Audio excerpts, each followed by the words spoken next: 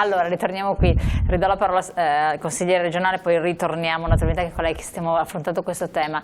La dottoressa ha detto un aspetto anche molto interessante, ha dato dei numeri concreti in una città come Verona, che è una città tutto sommato tranquilla, turistica, insomma il fatto che ci siano 3 baby gang, chiamiamole baby gang perché sono veramente giovanissimi, fa riflettere, fa preoccupare, e le forze dell'ordine riescono a fare, come lei diceva, quello che riescono a fare. Esattamente, primo occorre innanzitutto da premettere una cosa, ed è una delle proposte anche del pacchetto che ho predisposto. E occorre innanzitutto che le forze dell'ordine dialoghino di più tra loro. Noi abbiamo diverse forze dell'ordine, dai vigili urbani alla polizia ai carabinieri, che spesso agiscono in maniera scordinata. Questo non avviene solo per... e quindi una delle previsioni è che e quindi dovrebbe intervenire su questo lo Stato, a creare non solo un osservatorio del fenomeno che a livello generale, ma anche una banca dati comune, e dove le informazioni vengono scambiate tra le diverse forze dell'ordine, quindi renderebbe più efficiente anche l'azione, anche tra virgolette repressiva, da parte delle forze dell'ordine. Quindi una banca dati che fotografi il fenomeno, capisca chi sono, dove sono, quali sono i soggetti e qual è il loro curriculum di ciascuno, scambiandosi l'informazione, quindi una banca dati unica che sia tra tutte le forze dell'ordine. Questa è una delle proposte. E quindi dicevo che sì, poi altre proposte che abbiamo predisposto sono sempre di natura quella che cerca di coinvolgere le famiglie, responsabilizzare le famiglie, e quindi sapere, come dicevo prima, che un reato commesso dai figli minori, se commesso da maggiorenne, ovviamente risponde direttamente lui. Ecco, attraverso quindi la perdita di alcuni, tra virgolette, diritti, che non sono diritti, sono diritti perché fatti con benefici più che diritti, benefici che la collettività, uno Stato dà a fronte di un impegno anche di convivenza pacifica e civile con gli altri. È chiaro che quando manca questo rapporto con lo Stato non puoi pretendere che lo Stato ti dia sempre tutto, quindi dire: cari signori, se sbagliate avete delle conseguenze, la famiglia delle conseguenze. Io chiedo a lei adesso il supporto della dottoressa, ci dirà dal punto di vista giuridico, per quel che può sapere. Lei ha sostenuto l'istituzione di un osservatorio, e qui ci sta, ed è la fattibilità. Poi l'obbligo di servizio civile di 1 anno al compimento del 18° anno di età per i minorenni che partecipano a bande organizzate e commettono questi reati. È possibile allora, questo? Su questo noi, una volta c'era il servizio militare, ci andavano tutti e quindi non era un obbligo per tutti. Poi è stato sospeso temporaneamente il servizio militare e si fa il servizio civile volontario. Io nella norma sul servizio civile volontario, norma nazionale, vorrei introdurre una norma che dica che ci sono dei casi in cui il servizio civile si fa comunque. Però viene visto come sanzionatorio. È una porta sì sanzionatoria, ma è più che altro un momento educativo, e andrebbe fatto secondo me in contesti particolari, con un programma e una guida particolare. È una specie di, tra virgolette, rieducazione del senso civico, all'appartenenza alla comunità, attraverso un'esperienza di vita nuova, intanto staccandoli. Se tiri un anno lo stacchi dal contesto, 1 anno, 2 anni lo stacchi dal contesto, ma gli dai anche una piccola retribuzione come servizio civile volontario, però va guidato e va fatto con personale competente, e va inserito con un programma particolare che deve ricreare il senso civico che si è perso, il senso di appartenenza, il senso del dovere, il senso del rispetto, quelle cose che la famiglia non è stata in grado di dare prima. Perfetto. Dottoressa, questa prima proposta, anche dal punto di vista giuridico, io cerco di capire perché non abbiamo la controparte che va a ribattere sì, no, possibile o meno, ma lei come la vede? Fattibile? Allora, e potrebbe essere utile soprattutto? Sì, allora già esistono gli USSM, cioè gli uffici per il servizio sociale dei minorenni, quindi nel caso di commissione di questi reati si potrebbe ricondurre a una legge che già esiste, no? E quindi c'è la possibilità. Sì. Potrebbe ovviamente essere utile. Bisogna lavorarci perché è un'idea ancora in bisogna metterla a punto. Come era obbligatorio prima il servizio militare, non vedo perché non si possa reintrodurre l'obbligo. Abbiamo escluso a tutti, è diventato facoltativo, non capisco perché non si possa rendere obbligatorio per alcune categorie. Tu non ti comporti bene nella tua società, siccome ha uno scopo anche educativo, aveva questo, cioè tu 1 anno lo dedichi allo Stato, inizialmente era per la difesa della patria, poi anche a difesa ci vari modi per difendere la patria, scopo sociale. Bene, è una facoltà, io ti dico, se tu non ti comporti bene vuol dire che non sei un cittadino maturo, non sei degno, hai bisogno di maturare, e per maturare io ti aiuto, metto questo supporto in più che è un anno, e tu in quell'anno lì riceverai degli insegnamenti e svolgerai un programma di carattere sociale. Ci sono tanti interventi, magari accanto a chi ha bisogno, dove magari anche accanto a quelle vittime stesse sono vittime delle tue azioni criminali. Lo so. Ecco, quindi va studiato e pensato bene. Ecco, l'anno, se non è sufficiente l'anno, può diventare anche 2 anni. Quindi tu ti stacchi, intanto cresci, maturi, e poi magari in quei 2 anni lì posso anche prevedere anche dei corsi, la capacità di reinserimento nella società, che quando esci non torni ancora con la banda, ma torni, magari ti apro anche un percorso di vita diverso nella legalità come tutti gli altri. E là si rilascia un po' la domanda che avevo fatto un po' così di provocazione fuori onda, no? Ho detto, ma esistono ragazzi cattivi? Cioè nel senso che per una serie di ragioni puoi fare il percorso che vuoi, ma così sono e preferiscono, diventa anche una vera e propria scelta, perché io ho visto casi quasi irrecuperabili, insomma, perché non sai più cosa fare, e genitori esasperati. Allora, io più che di cattiveria, che è un giudizio, non parlerei tra virgolette, sì, non parlerei di un giudizio valoriale, ma parlerei di una tendenza endogena, che ovviamente riguarda la personalità individuale di ciascuno di questi ragazzi. Il problema qual è? Il problema è che proprio durante la fase dell'adolescenza, se questi ragazzi non vengono indirizzati, come le dicevo, se già la personalità tende a essere egotica, cioè egocentrica, a voler comandare, e c'è già questa personalità, e poi durante l'adolescenza, come le dicevo, si assiste ad una fase di tendenza alla trasgressione. Se questo ragazzo non viene seguito, e in questo caso sono fondamentali le regole, certo, cioè l'imposizione di alcune regole da parte della famiglia, ma anche da parte dell'istruzione, quindi della scuola, proprio considerando che questi ragazzi non hanno un contenitore, esplode la personalità. Quindi da una causa endogena collegata ad una fase critica quale quella adolescenziale, si passa appunto, come le dicevo, dal disagio alla devianza. È molto semplice, è molto facile il passaggio. E dalla devianza si può ritornare alla normalità? Sì, è possibile. Certo. Guarda, nel 1800 c'è stato una grande persona, che poi è diventato un santo, che è Don Bosco, che andava nelle periferie della città, e i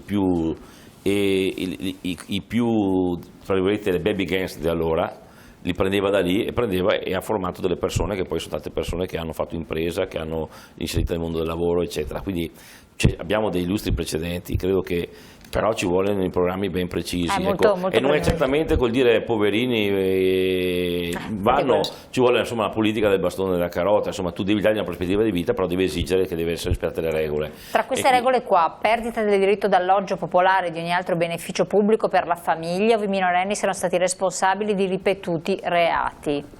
Sì, questo è abbastanza forte, però ha lo scopo di responsabilizzare la famiglia, cioè se tu non puoi dire lo Stato ti ha messo a disposizione dei privilegi, dei vantaggi, dei benefit per la tua situazione, li perdi, e tu se non sappi gestisci. che lo Stato, se tu non rispetti, quindi c'è un rapporto quasi contrattuale con lo Stato ti ha dato, ma se tu non rispetti lo Stato, c'è la collettività, tu perdi quei benefici lì, quindi sarai necessariamente portato a rimproverare, a indirizzare, a richiamare tuo figlio, e non essere del tutto indifferente come succede oggi. Oggi c'è l'indifferenza, anzi se uno fa dei crimini in certe culture viene apprezzato ancora di più il figlio maschio che fa certi crimini quindi c'è una cultura, e quindi questo qua aiuta per cambiare una certa cultura che non è compatibile con il nostro modo di convivenza attuale. Dottoressa, giuridicamente possibile dal punto di vista di rieducazione, può sortire degli effetti, dei risultati, o in quel tipo di famiglie si possono scatenare anche fenomeni di violenza, di reazioni incontrollabili, perché poi non riusciamo mai ad entrare nell'ambito delle dinamiche familiari in famiglie dove ci sono questi ragazzi, secondo lei, con la sensibilità anche che può avere ci sono dei casi ovviamente patologici, ci saranno anche lì, però io credo che si possa benissimo e giuridicamente si può attuare. Sono due le norme lì previste. La prima dire allontanamento, per esempio, se in un quartiere si raggruppano dei ragazzi eccetera, dove la famiglia lì, dove c'è il ragazzo che fa dei reati, anche se è maggiorenne, certo, all'interno di questo nucleo familiare, la famiglia che ha una casa popolare da lì passerà a 20 km di distanza, verrà, e magari c'è anche il divieto lui di spostarsi in quel territorio lì, quindi va staccato dal gruppo, va staccato dalla banda, primo punto. Questa è la cosa più semplice. Se queste cose continuano, perde ogni beneficio pubblico, ti arrangi, cioè vuol dire che devi tu a controllare un minorenne, perché è tua responsabilità di farlo. Poi, dopodiché, se lo fa il maggiorenne, quello pagherà direttamente, quello il discorso ancora per i maggiorenni, ovviamente saranno loro stessi, ma anche se per i maggiorenni prevederei un periodo di dire, guardate, se ti becchiamo lì così, anche lì un periodo di rieducazione, tra virgolette vanno in collegio un paio d'anni e tanto crescono un po' di più, maturano di più, ma non con uno scopo punitivo, è uno scopo sì punitivo perché ti toglie dal gruppo, ti stacca dal tuo ambiente e tende anche comunque a darti una prospettiva di vita diversa, quindi potrebbe essere per inserirti in una società e non per espellerti di più dalla società. Chiaro. Dottoressa, questi provvedimenti naturalmente devono essere però reinseriti in una revisione anche del codice a questo punto, cioè devono essere norme di legge. Certo. Perché lei accennava che bisogna che il sistema venga... Sì, bisogna sistemare un po' dal punto di vista legislativo. Perché va fatto a diversi livelli, qua lavoriamo su, questo è un pacchetto che dà degli spunti che vanno seguiti a livello di competenze comunali, locali, competenze regionali, in ambito sociale soprattutto, e competenze dello Stato, cioè dalla normativa ovviamente, dalla normativa penale, del codice penale, a altre normative, per esempio a livello regionale e anche statale in parte, sul discorso degli alloggi pubblici. La legge prevede già la decadenza qualora uno all'interno del proprio alloggio svolga attività criminali nel contesto della propria abitazione, però se uno è un criminale, un assassino, un criminale, comunque non perde il diritto all'alloggio a beneficio dell'alloggio pubblico, oggi, come oggi. Io voglio portare con una modifica alla norma, sia nazionale che regionale, dove chi commette reati ed è beneficiario dell'alloggio pubblico ci sia la decadenza immediata del diritto.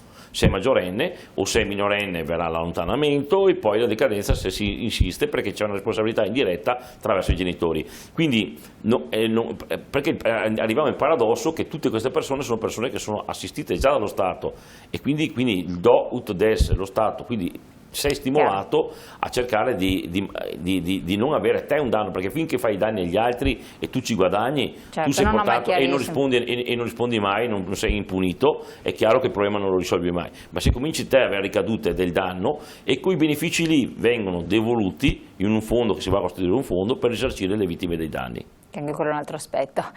Prego, dottoressa, avevo tolto la parola, che l'aspetto è importante anche l'articolazione della cosa stessa, dal punto di vista sempre criminologico della sua competenza. Questo fenomeno, che risvolti secondo lei potrebbe avere se non si interviene in qualche modo? Perché il consigliere ha fatto delle proposte concrete per trovare delle soluzioni. Sì. Allo stato attuale, come vede la degenerazione, perché non è la progressione, la degenerazione del fenomeno?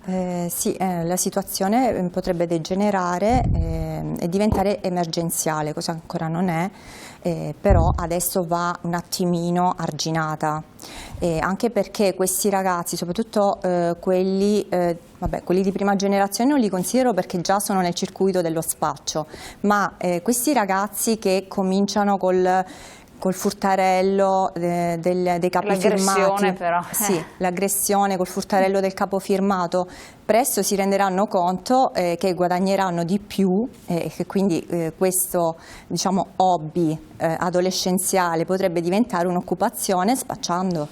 Assolutamente sì. Quindi saranno i futuri spacciatori. Ma questa violenza è legata in qualche modo, questa era la domanda che andava imposta, a questa situazione che c'è stata di Covid, come certi attribuiscono, perché dicono perché questo disagio giovanile, cioè che la faccia del disagio, è legato alla pandemia. È così secondo lei? Allora, sicuramente la situazione pandemica, quindi, ma soprattutto il discorso delle restrizioni, ha un po' scoperchiato il vaso di Pandora. Ecco, più che altro parlerei di questo, e soprattutto questi ragazzi che già avevano l'ansia di trovarsi in una società che li emargina, e con questo desiderio spropositato di affermazione sociale, attraverso questa restrizione sicuramente avranno come dire, manifestato maggiormente il disagio. E quindi c'è stato un acuirsi di un fenomeno sostanzialmente. Sì, sì. E questi possono diventare criminali veri e propri? Beh, certo. Certo, Quindi anche perché i dati statistici statunitensi parlano proprio di questo, cioè di come spesso i nominativi che si ritrovano in questa schedatura, che è immane, poi le darò i dati, di questo osservatorio permanente per le baby gangs, che poi loro le chiamano youth gangs. Sì, perché c'è anche un sinonimo in inglese, americano, di questo termine, e spesso sono gli stessi soggetti, cioè sono i soggetti che erano stati schedati da adolescenti per fenomeni di questo tipo di criminalità, e che seguono la carriera. Anzi, le do i dati se gradisce. Allora, l'osservatorio permanente degli Stati Uniti sarebbe National Youth Gag Center, ha una schedatura di 24.000 bande e 800.000 giovani. Sono numeri spaventosi, cioè 24.000 bande, cioè una cosa che non... tantissimi veramente. E in quanti anni si è sviluppato questo fenomeno? Allora, come lei dicevo, mi ha citato 2002 qua da noi. Sì, allora da loro già queste piccole baby gang hanno avuto origine ai primi del Novecento, nei centri urbani, nelle periferie dei centri urbani. Però sono degenerate? Però sì, sono degenerate, e negli anni 50-70 hanno avuto il loro apice, sono esplose. Quindi gli Stati Uniti, con un grandissimo lavoro di coordinamento tra diciamo, i ministeri della giustizia, interforze, bravissima, si hanno creato questo Che nazionali, potrò dire la nazionalità, però che origine hanno questi negli Stati Uniti, quindi andiamo staccati dalla nostra realtà. Allora, negli Stati Uniti varia origine, però c'è anche lì una grande percentuale di magrebini, insomma, ragazzi, nordafricani, ecco. Ma come mai? Sì che ormai c'è da tantissimo tempo questi flussi migratori, c'è la possibilità di integrarsi, ci sono occupazioni che hanno connotato un aspetto così di propensione a delinquere. Vero è anche che nel loro paese sono un po' più agitatini che non da noi, diciamo, più propensi a muoversi in modo così malandrino, diciamo, ma come mai? Allora, per il discorso che avevo accennato prima, cioè che appartengono a famiglie poco abbienti, che non vengono seguiti perché magari i genitori hanno problemi lavorativi ed economici preminenti rispetto al discorso di educarli, cosa che comunque è anticostituzionale perché si prevede che il genitore abbia dei diritti ma anche dei doveri, cioè il dovere di educarli, di mandarli a scuola, quindi di valorizzare anche le loro capacità, ma sicuramente questi ragazzi sono trascurati. E poi c'è il problema del bilinguismo, cioè della lingua, per cui si viene a creare un divario anche di profitto scolastico tra loro e i ragazzi, quindi sicuramente alla base c'è una cattiva politica dell'integrazione. Chiaro, quindi questa è quindi una responsabilità della famiglia che l'ha seguito, ma in primis anche del contesto delle sociali. Siamo arrivati un po' alla chiusura. Consigliere, l'amministrazione comunale quanto può fare? Perché qui dopo c'è il discorso anche delle istituzioni più vicine ai cittadini, che è il sindaco. Tanto dice, ma il sindaco non agisce, ci troviamo questi fenomeni pericolosi, le città si diventa anche disertificano. un po', come si può dire, il parafulmine, il sindaco di tutto. Di tutto un sistema che poi alla fine è quello più vicino ai cittadini, il sindaco. Ma ha poteri in questo proposito sono... Ma i poteri che ha è il primo responsabile della sicurezza, però anche lui si deve muovere all'interno di un contesto, di alcune regole, quindi alla fine io credo che vanno prima di tutto riviste le leggi dello Stato. Ecco, non ci vuole ci vuole la giusta misura. Oggi c'è un eccessivo buonismo che tende sempre a dire ma poverini eccetera. Ecco, io dico bisogna passare dai poverini e evitare i poverini, evitare anche poi delle norme fortemente punitive e basta. Ci deve avere la giusta misura, cioè qua c'è un'azione di educazione, un'azione che deve essere commisurata, poi è in parallelo anche un'azione sociale dal basso e di inserimento lavorativo. Ci siamo dimenticati di parlare del lavoro. Il lavoro educa, è di per sé educazione, è regole, sacrificio, fatica, cioè il denaro si guadagna attraverso la fatica, il sudore, quindi il senso del rispetto del valore del denaro, il rispetto del denaro che guadagni te e quello che vai a rubare anche agli altri.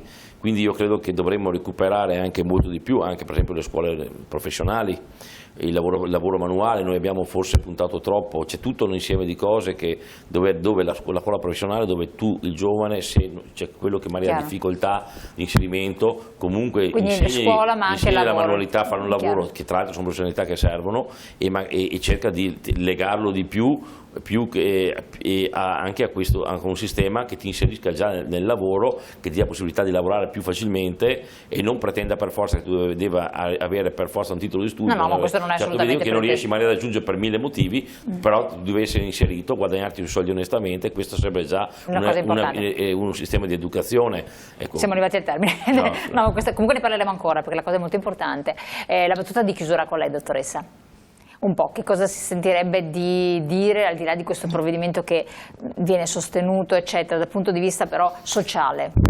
Sociale? Sì, come intervento cosa sarebbe importante che anche le forze dell'ordine attuassero con il supporto poi di voi criminologi che potete anche analizzare il fenomeno sotto vari aspetti, quindi vederlo sotto diverse sfaccettature? Allora, sicuramente una cooperazione maggiore tra le istituzioni quali la scuola, i comuni, le province, le regioni e le forze dell'ordine. Quindi quello ci deve essere. Okay. E poi sicuramente questo osservatorio che è inserito nella proposta di questo piano di security agevolerebbe il lavoro anche di carabinieri, polizia municipale che finora stanno lavorando in maniera disorganica. Certo, quindi io direi per una volta prendiamo spunto dagli Stati Uniti in positivo, nel senso di trarre quello che è stato fatto come esperienza e cerchiamo di riportarlo un po' nella nostra realtà per evitare di trovarci numeri spaventosi come, in proporzione come negli Stati Uniti, sarebbe disastroso. Io vi ringrazio lei dottoressa Calabrò, ringrazio il consigliere Stefano Valdegamberi di essere stati qui con noi, vi chiediamo di tenerci aggiornati naturalmente su questo discorso perché poi al di là dei provvedimenti che poi è importante prendere è un fenomeno sempre più dilagante, noi spesso l'abbiamo affrontato sotto vari risvolti, sotto vari aspetti, ma responsabilizza tutti quanti noi come cittadini e poi le famiglie naturalmente. Grazie, ci rivediamo naturalmente dopo la pubblicità tra poco.